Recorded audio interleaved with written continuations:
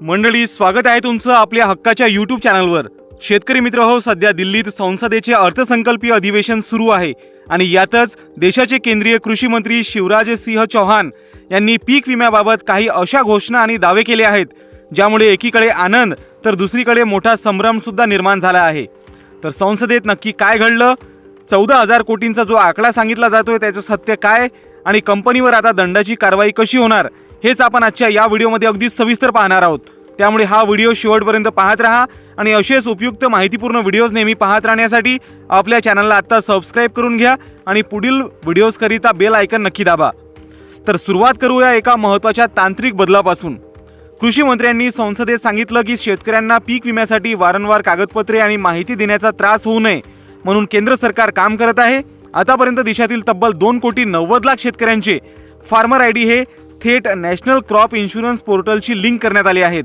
सरकारचं उद्दिष्ट हे आहे की एकूण 11 कोटी शेतकऱ्यांचा डेटा या पोर्टलला जोडायचा, जेणेकरून भविष्यात क्लेम करताना तुमचा वेळ वाचेल आणि काम सोपं होईल। तर ही झाली भविष्यातल्या सोयीची गोष्ट। पण मंडळी, संसदेत कृषी मंत्र्यांनी महाराष्ट्राचं उदाहरण देताना जो दावा केलाय तो ऐकून अनेकांना धक्का बसेल। त्यांनी सांगितलं की महाराष्ट्रातील तब्बल 89,00,000 शेतकऱ्यांच्या पिकांच्या नुकसानीचं सर्वेक्षण सॅटेलाइट आणि रिमोट सेन्सिंग तंत्रज्ञानाने अवघ्या 5 दिवसात पूर्ण करण्यात आलं। आणि एवढंच नाही तर या 89,00,000 शेतकऱ्यांच्या खात्यात 14,000 कोटी रुपये जमा करण्यात आले आहेत। बोलताना त्यांच्याकडून चुकून 14 कोटी असा उल्लेख झाला होता, पण तो आकडा 14,000 कोटी आहे। आता इथेच खरा प्रश्न निर्माण होतोय। तुमच्या आमच्या मनात हाच प्रश्न आहे की हे 14,000 कोटी रुपये नक्की गेले कुठे, कारण सध्या आपल्या हातात ना पीक विम्याची रक्कम आली आहे ना असं कोणतं मोठं वाटप झाल्याची बातमी आली आहे। त्यामुळे कृषी मंत्र्यांनी संसदेत मांडलेला हा आकडा नक्की जुना आहे की यात काही गफलत झाली आहे हे अजूनही एक मोठं कोळेच आहे। वास्तव हेच आहे की अजूनही शेतकरी पीक विम्याची वाट पाहत आहेत। पण या संभ्रमाच्या पलीकडे जाऊन शेतकऱ्यांसाठी 2 अतिशय महत्त्वाचे आणि दिलासादायक नियम सुद्धा कृषी मंत्र्यांनी स्पष्ट केले आहेत, जे तुम्हाला माहिती असायलाच हवेत।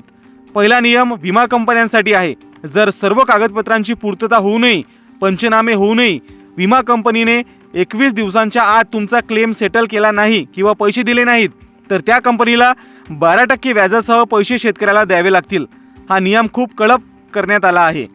दुसरा नियम राज्य सरकारसाठी आहे, जो खूप महत्त्वाचा आहे। अनेकदा काय होतं, राज्य सरकार त्यांच्या हिश्श्याचा विम्याचा हप्ता भरण्यास उशीर करतं आणि त्यामुळे शेतकऱ्यांचे पैसे अडकतात, जसं सध्या रब्बी विम्याचं झालं आहे। तर आता कृषी मंत्र्यांनी स्पष्ट केलं आहे की जर राज्य सरकारने हप्ता भरण्यास उशीर केला तर जितका उशीर होईल तितक्या कालावधीचं 12% व्याज राज्य सरकारकडून वसूल केलं जाईल आणि ते व्याज थेट शेतकऱ्यांच्या खात्यात जमा केलं जाईल। म्हणजेच चूक कंपनीची असो वा सरकारची, भुर्दंड शेतकऱ्याला सोसावा लागणार नाही, उलट त्याला व्याजासह पैसे मिळतील। थोडक्यात सांगायचं तर नियम खूप चांगले सांगितले आहेत, पण त्यांची अंमलबजावणी कधी होणार हाच खरा प्रश्न आहे। कारण 2025च्या खरीप हंगामाचा विमा नक्की कधी येणार याची अजूनही कोणतीही तारीख जाहीर झालेली नाही। शिवाय मागच्या रब्बी हंगामाचे पैसे राज्य सरकारने हप्ता न भरल्यामुळे अजूनही रखडलेले आहेत। आता केंद्र सरकार खरोखरच महाराष्ट्र सरकारला आणि कंपन्यांना हा 12% व्याजाचा नियम लावून शेतकऱ्यांना न्याय देणार का हे पाहणं महत्त्वाचं ठरेल। तर मंडळी, कृषी मंत्र्यांच्या या 14,000 कोटींच्या दाव्याबद्दल आणि या नवीन 12% व्याजाच्या नियमाबद्दल तुम्हाला काय वाटतं हे मला कमेंट करून नक्की सांगा। माहिती आवडली असेल तर व्हिडिओला लाईक करा आणि आपल्या इतर शेतकरी ग्रुपवर नक्की शेअर करा। तर अशाच शेतीविषयक महत्त्वाच्या अपडेट्ससाठी आपलं चॅनल सबस्क्राइब करायला विसरू नका। भेटूया पुढच्या व्हिडिओमध्ये, तोपर्यंत आपली आणि आपल्या कुटुंबाची काळजी घ्या। धन्यवाद। माननीय सभापति महोदय, बहुत महत्वपूर्ण सवाल पूछा है। प्रधानमंत्री फसल बीमा योजना जिन किसानों की फसलें तबाह और बर्बाद हो जाती है उनके लिए वरदान है, और मुझे बताते हुए खुशी है कि करोड़ों किसानों ने फसल बीमा योजना का लाभ उठाया है। आपने बिल्कुल सही कहा, निश्चित समय सीमा के अंदर किसानों को फसल बीमा में के अंतर्गत फायदा मिलना चाहिए अगर फसल का नुकसान हुआ है। और इसके लिए माननीय अध्यक्ष महोदय, मैं आपको बताना चाहूंगा, हमने 2,90,00,000 किसान आईडी को राष्ट्रीय फसल बीमा पोर्टल से जोड़ने का काम किया है। किसान आईडी के माध्यम से माननीय अध्यक्ष महोदय, मैं केवल एक उदाहरण देना चाहूंगा। महाराष्ट्र सरकार का फसलों का नुकसान हुआ, व्यापक नुकसान हुआ असमय बारिश के कारण।